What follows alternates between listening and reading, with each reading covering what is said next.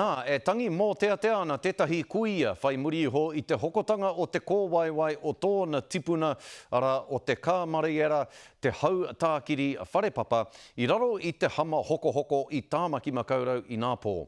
Nā tētahi kai hoko tūmati iti te kōwaiwai nei i hoko mo te kotahi irakati 8 miliona tāra te utu nui rawa atu i Aotearoa nei mo te paita kōwaiwai kotahi.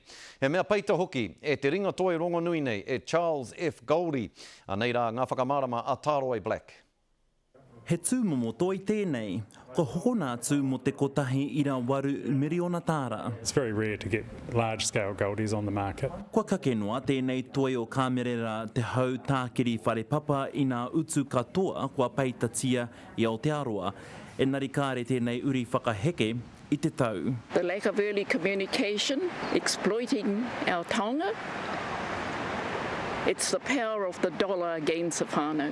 He tino mahina toi tēnei o te rangatira o ngā puhi kia Charles Goldie i tā ko hātu ki tōna hoa rangatira. Kua rere nā tau whai muri i tōna tūtaki kia Queen Wikitoria ki Narani i te tau ko 1860 mārua, noa mua i tōna tūtaki kia Goldie i te tau ko 1902 ka timata mai tatānia he 20 te roana o tēnei mahina toi. He gifted to his wife, which is his choice, and that he's allowed to. And then, of course, knowing also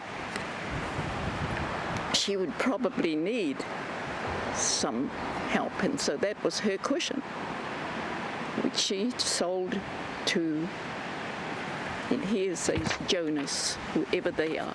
He uri whakaheke a rono au mihi curry kia rani mārera i mārena atu ki te hāwini o Queen Wikitoria, Elizabeth Reed.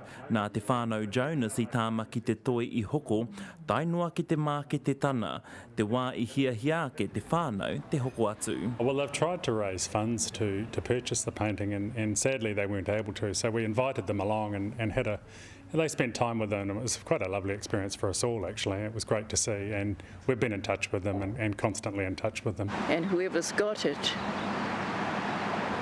make sure that tikanga goes with it, that tapu is within that. He tūmomo toi nā Goldie i nā hoki nā kōrero o te ao kōhatu e hānai ana ki tōna orana, e hara noiho ko tōna mata. Tāroe Black, te karere.